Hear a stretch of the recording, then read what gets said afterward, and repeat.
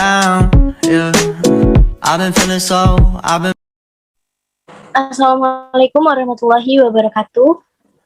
Salam, Om Swastiastu, Namo Buddhaya, salam kebajikan dan salam sejahtera bagi kita semua.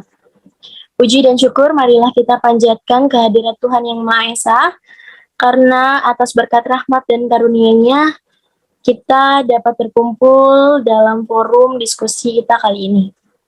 Sebelumnya perkenalkan, kami dari kelompok 5 yang beranggotakan 4 orang, di antaranya ada Hilmi Makolah dengan NPM 2010631 080138. Yang kedua ada saya sendiri yaitu Nindi Yulia Rahmat dengan NPM 2110631 080088. Yang ketiga ada Putria Salsa Yuzam Nur dengan NPM 2110631 08009698. Dan yang terakhir ada Stefani Tista Yulia Rodia Sinaga dengan NPM 2110631 080077. Di sini kami akan mempresentasikan dan menjelaskan mengenai kajian sastra pada cerpen yang berjudul Hari Anjing-Anjing Menghilang dengan menggunakan pendekatan sosiologi sastra.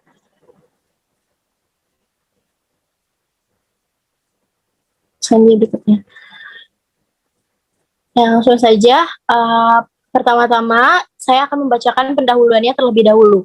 PowerPoint ini dibuat dengan tujuan untuk mendeskripsikan unsur-unsur intrinsik dan masalah sosial dalam cerpen yang berjudul Hari Anjing-Anjing Menghilang, karya Umar Afiq. Objek pada penelitian ini adalah masalah sosial yang terdapat di dalam cerpen karya Umar Afiq tersebut. Dan metode penelitian ini menggunakan metode deskriptif analisis yang digunakan untuk menemukan dan mendeskripsikan masalah sosial dengan menggunakan teori sosiologi sastra sebagai pendekatannya. Penelitian ini pun menghasilkan isian analisis yang diantaranya ada plot pada cerpen Hari Anjing-Anjing Menghilang. Yang kedua ada tokoh utama pada cerpen Hari Anjing-Anjing Menghilang. Dan yang terakhir ada masalah sosial yang akan kami kritik dalam cerpen tersebut. Selanjutnya berikutnya ada materi tentang pengertian sosiologi sastra. Di sini saya akan menjelaskan bahwa sosiologi sastra itu dikenal dengan nama sosiokritik. Sosiologi sastra itu merupakan ilmu interdisiplin sastra dan sosiologi. Dan sosiologi sastra itu lebih mudah diterapkan pada cerita pendek atau panjang atau novel. Pendekatan sosiologi sastra ini memuat ilmu budaya, sejarah, politik, psikologi, agama, dan sebagainya. Ditambah lagi, sosiologi sastra itu digarap sebagai tanggapan atas kekurangan dari teori strukturalisme. Selanjutnya, sebagaimana telah dijelaskan oleh Ratna pada bukunya tahun 2007 bahwa sosiologi sastra adalah analisis karya sastra menurut nilai dan norma sosial. Aspek sosial mengacu pada unsur-unsur internal dan eksternal sebagai latar belakang sosial. Sedangkan menurut Endra Swara pada tahun 2013, sosiologi sastra itu merupakan kajian yang bergantung pada konstruksi sosial suatu karya sastra. Selanjutnya berikutnya, Welek dan Warren pada tahun 1990 membagi sosiologi sastra menjadi 3 jenis, yaitu sosiologi pengarang, sosiologi karya, dan sosiologi pembaca, serta dampak sosial karya sastra. Sosiologi seorang pengarang mempelajari asal-usul sosial pengarang, status sosial, dan ideologi dari perspektif kegiatan di luar karya sastra. Dari pernyataan-pernyataan tersebut dapat kita simpulkan bahwa sosiologi sastra itu adalah sebuah penelitian suatu karya sastra terhadap hubungan dengan masyarakat, yakni masyarakat sebagai pembaca karya sastra, masyarakat sebagai pencipta karya sastra, maupun penerimaan masyarakat terhadap suatu karya sastra. Tujuan sosiologi sastra sendiri adalah untuk meningkatkan pemahaman terhadap sastra dalam kaitannya dengan masyarakat. Dalam hal ini, karya sastra direkonstruksikan secara imajinatif, tetapi kerangka imajinatifnya itu tidak bisa atau tidak dapat dipahami di luar karya empirisnya. Dapat diartikan pula bahwa sosiologi sastra itu bertujuan untuk mendapatkan fakta dari masyarakat yang mungkin dipergunakan untuk memecahkan persoalan-persoalan atau masalah-masalah dalam masyarakat. Dia berikutnya. Pada pembahasan selanjutnya ada pengarang dan karyanya. Umar Afiq adalah nama samaran dari Muhammad Umar Muwafiq. Lahir dan besar pada tanggal 14 Desember tahun 1992 di Rembang, Jawa Tengah. Beliau adalah seorang penggiat sastra dan anggota Kostra atau komunitas sastra. Sejak kecil, beliau sering menjuarai lomba baca puisi Jawa atau geguritan di beberapa lomba. Dimulai dari antologi Wonder Woman pada AE Publishing tahun 2012, lalu kemudian karyanya menjuarai May Review pada tahun 2012 yang dipublis oleh Dipa Press. Kilatnya ditampilkan dalam antologi Wonder Woman tersebut. Antologi puisi Ibu pada JP Publishing tahun 2012, lalu kemudian antologi puisi Mantra Hujan yang dipublish oleh Lentera Ilmu Yogyakarta pada bulan April tahun 2013, dan puisi-puisinya juga dimuat di Top Wine Magazine di Bojonegoro, kompas.com pada Jumat 5 April tahun 2013. Menulis beberapa cerpen, puisi, dan resensi puisi yang dimuat di berbagai media dan antologi. Beliau juga aktif di komunitas sastra pada Sabtu malam. Beliau juga merupakan alumni kampus fiksi dengan hashtag FK16. Beliau memenangkan penghargaan cerpen terbaik fiksi kampus untuk cerpennya yang berjudul Hari Anjing-Anjing Menghilang ini. Selanjutnya.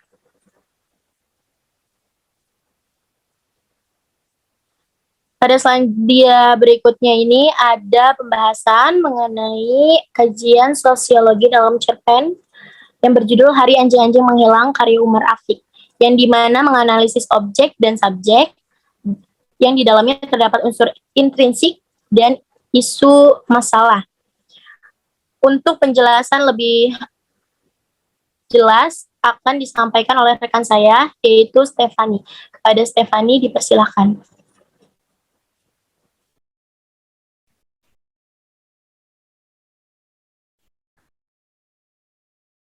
Baik, terima kasih. Selanjutnya ada unsur intrinsik. Di sini saya akan menjelaskan sedikit tentang sinopsis cerpen. Hari Anjing-Anjing Menghilang adalah salah satu judul cerita pendek karya Umar Afiq yang ditulis dalam kumpulan cerpen pilihan kampus fiksi emas pada tahun 2017.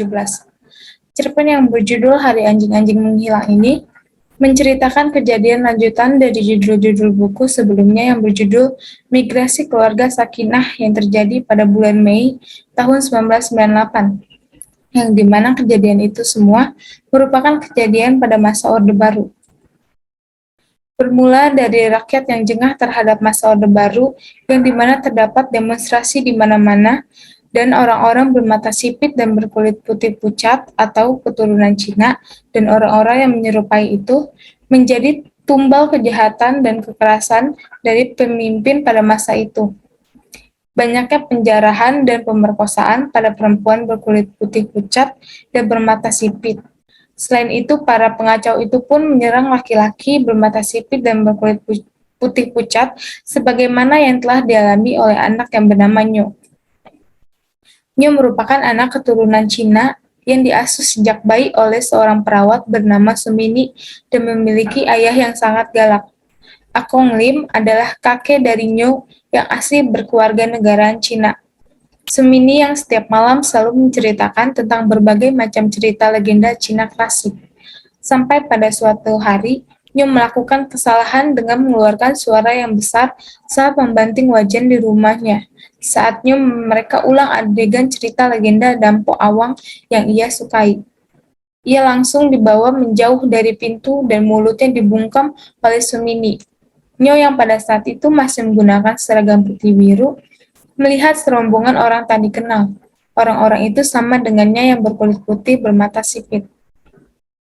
Pada pertengahan bulan Mei 1998, para tamu bermata sipit itu berpamitan.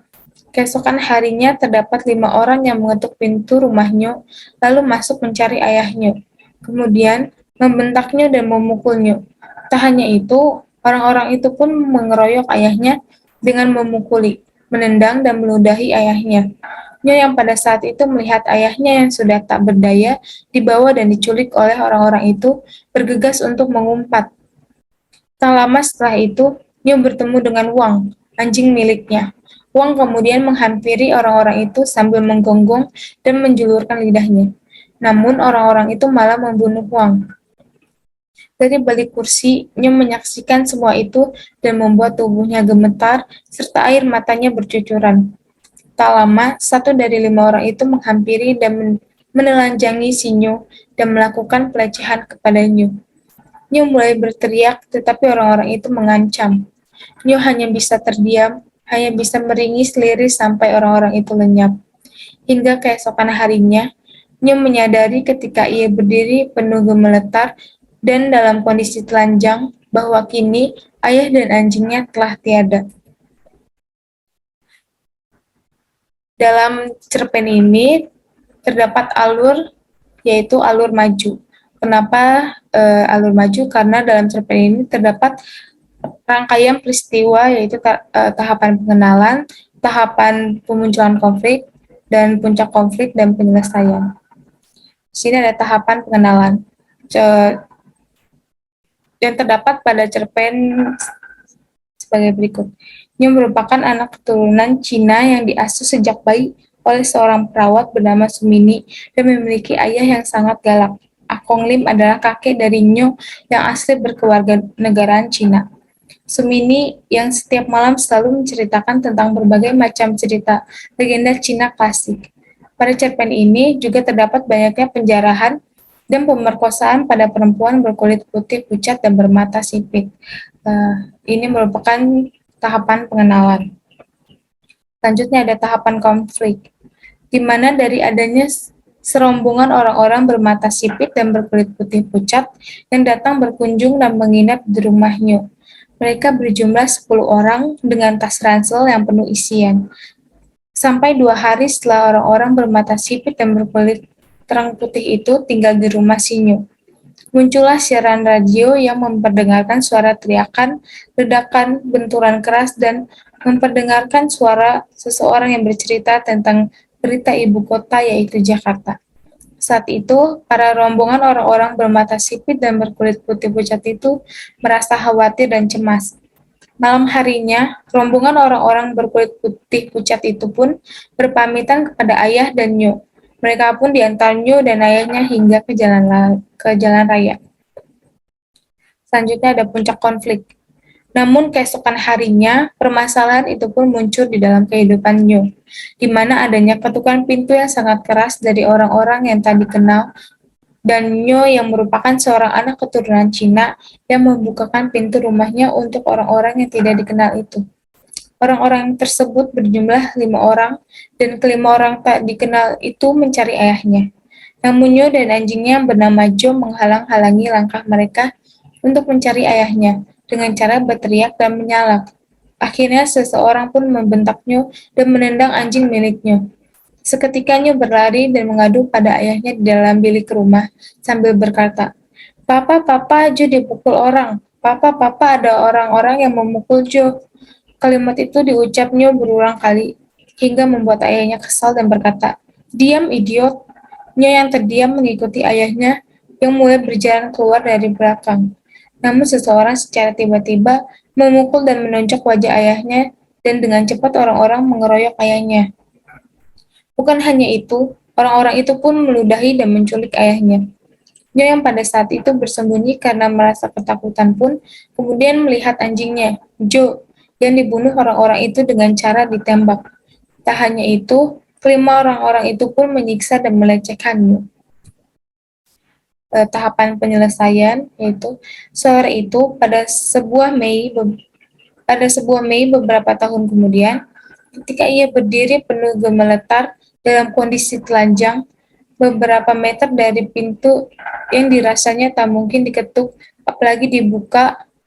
Ia benar-benar menyadari tak lagi memiliki seekor pun anjing, sekalipun yang paling galak. Ia menyadari papa tak pernah terlihat lagi sejak sore yang paling dikenangnya. Selanjutnya akan dijelaskan oleh rekan saya, Putri. Baik, terima kasih. Selanjutnya, tokoh dan penokohan. Tokoh utama dalam cerpen ini adalah Nyo, yaitu penurut, penakut, dan lugu. Selanjutnya ada Sumini, baik hati dan lemah lembut. Selanjutnya ayahnya Nyo, pemarah dan tegas. Dan 5 orang yang tidak dikenal, jahat dan kasar. Penokohan, Nyo merupakan tokoh protagonis, Sumini merupakan protagonis, ayahnya merupakan antagonis, dan 5 orang tidak dikenal merupakan antagonis. Slide selanjutnya.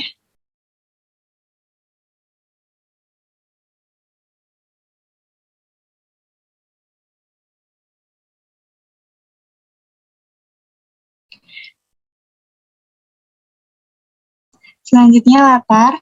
Pada cerpen ini terdapat latar, yaitu latar tempat berada di rumah, di ruang tamu.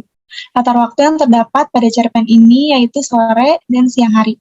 Latar suasana yang terlihat pada cerpen ini yaitu suasana yang menegangkan dan menakutkan dan menyedihkan.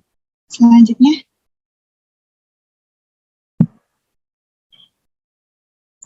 Berikut kutipan-kutipan yang menandakan latar tempat, latar waktu, dan latar suasana. Pada Mei beberapa tahun kemudian, saat terdengar suara ketukan keras gelang besi hitam yang menggantung pada pintu jati setebal 7 cm sebagai bel manual sebanyak 3 kali, menggambarkan latar waktu. Pasem dalam ingatan masa lalunya masihlah sebuah kota kecil di pesisir Jawa, menggambarkan latar tempat.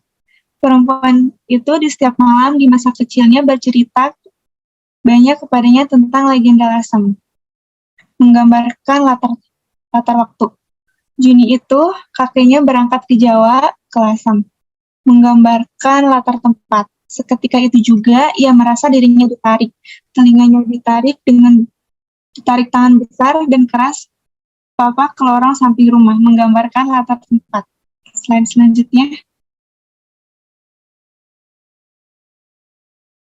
2 hari setelahnya, hari Jumat pertengahan Mei, menggambarkan latar waktu. Malam hari itu juga, tamu dari jauh berpamitan kepada Papa dan Nyo, menggambarkan latar waktu. Esok hari adalah hal yang terduga.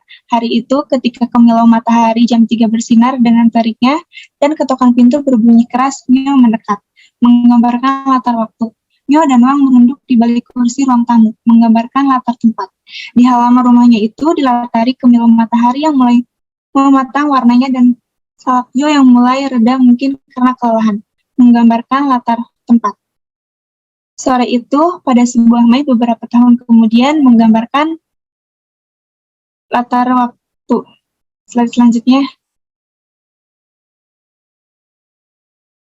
Selanjutnya ada sudut pandang. Sudut pandang adalah cara bercerita atau cara pengarang memandang suatu peristiwa dalam cerpen. Cerpen ini menggunakan sudut pandang orang ketiga serba tahu. Pada sudut pandang ini, kata ganti seperti itu, dia atau nama aktor biasanya digunakan dalam cerita yang ditulis oleh penulis. Berikut kalimat yang menggambarkan bahwa cerpen ini menggunakan sudut pandang orang ketiga. Ia selalu suka cerita-cerita tentang leluhurnya, sebagaimana ia suka pada legenda-legenda dari tanah leluhurnya di seberang sana. Slide selanjutnya. Kemudian ada bahasa. Bahasa biasanya digunakan untuk memberikan kesan yang lebih menarik ke dalam cerita salah satu. Caranya adalah dengan menggunakan majas. Salah satu majas dalam cerpen ini yang menggambarkan penggunaan bahasa dengan majas. Tapi ia ingat Papa benci sekali orang yang menangis, menggunakan majas sinisme. Selanjutnya. Ada amanat yang terdapat pada cerpen ini yaitu apapun suku, agama, ras, budaya, bahkan negara dan keturunan, kita janganlah suka membeda-bedakan dan merasa paling benar. Tetaplah menjadi satu dan terhindar dari perpecah belahan. Selanjutnya.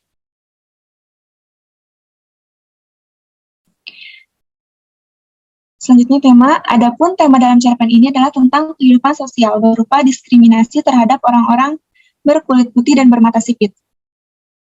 Itu digambarkan pada kutipan berikut. Pada pertengahan bulan Mei 1998, para tamu bermata sipit itu berpamitan. Keesokan harinya, terdapat 5 orang yang mengetuk pintu rumahnya, lalu masuk mencari ayahnya, kemudian membentaknya dan memukulnya. Tak hanya itu, orang-orang itu pun mengeroyok ayahnya dengan memukuli, menendangi, dan meludahi ayahnya. Nyo yang pada saat itu melihat ayah yang sudah tak berdaya dibawa dan diculik oleh orang-orang itu, bergegas untuk mengumpat. Tak lama setelah itu, Nyo bertemu dengan Wang, anjing miliknya. Wang kemudian menghampiri orang-orang itu sambil menggonggong dan menjulurkan lidahnya. Namun orang-orang itu malah membunuh Wang. Dari balik kursi, Nyo menyaksikan semua itu dan membuat tubuhnya gemetar serta air matanya bercucuran. Tak lama, satu dari 5 orang itu menghampiri dan menelanjangi si Nyo dan melakukan pelecehan kepadanya. Nyo mulai berteriak, tetapi orang-orang itu mengancam. Nyo hanya bisa terdiam, hanya bisa meringis liris sampai orang-orang itu lenyap. Hingga keesokan harinya, Nyo menyadari ketika ia berdiri penuh gemetar dan dalam kondisi telanjang bahwa kini ayah dan anjingnya telah tiada. Selanjutnya akan dilanjutkan oleh Hilmi Makolah. Oke, selanjutnya ada analisis dan pembahasan masalah sosial dalam cerpen Hari Anjing-Anjing Menghilang karya Umar Rafiq. Pada cerpen Hari Anjing-Anjing Menghilang ini dijelaskan bahwa Nyo merupakan anak keturunan Cina yang diasuh sejak bayi oleh seorang perawat bernama Sumini dan memiliki ayah yang sangat galak. Akong Lim adalah kakek dari Nyo yang asli berkewarganegaraan Cina. Sumini yang setiap malam selalu menceritakan tentang bagaimana cerita legenda Cina klasik. Adapun masalah sosial yang terdapat dalam cerpen Hari Anjing-Anjing Menghilang ini yaitu yang pertama tentang kejahatan, yang kedua pelanggaran terhadap norma-norma masyarakat, dan yang ketiga organisasi keluarga. Untuk lebih lanjutnya berikut penjelasannya. Yang pertama tentang kejahatan. Kejahatan merupakan masalah sosial yang paling banyak yang terjadi dalam cerpen Hari Anjing-Anjing Menghilang ini. Salah satunya adalah kejahatan yang dialami oleh tokoh dalam cerpen Hari Anjing-Anjing Menghilang ini. Hal tersebut terlihat pada kutipan berikut. Akhirnya, seseorang pun membentak Nyo dan menendang anjing milik Nyo. Seketika, Nyo berlari dan mengadu pada ayahnya di dalam bilik rumah sambil berkata, "Papa, Papa, Jo dipukul orang. Papa, Papa, Papa, ada orang-orang yang memukul Jo." Kalimat itu diucapkan Nyo berulang kali hingga membuat ayahnya kesal dan berkata, "Diam, idiot, Nyo." Yang terdiam mengikuti ayahnya, yang mulai berjalan keluar dari belakang. Namun seseorang secara tiba-tiba memukul dan menengok wajah ayahnya. Dan dengan cepat, orang-orang mengeroyok ayahnya. Bukan hanya itu, orang-orang itu pun meludahi dan menculik ayahnya. Nyo yang pada saat itu bersembunyi karena merasa ketakutan pun kemudian melihat anjingnya, Jo, yang dibunuh orang-orang itu dengan cara ditembak. Hanya itu, kelima orang-orang itu pun menyiksa dan melecehkannya. Kutipan tersebut menunjukkan bahwa bagaimana situasi kepanikan yang dialami oleh tokohnya dan keluarganya.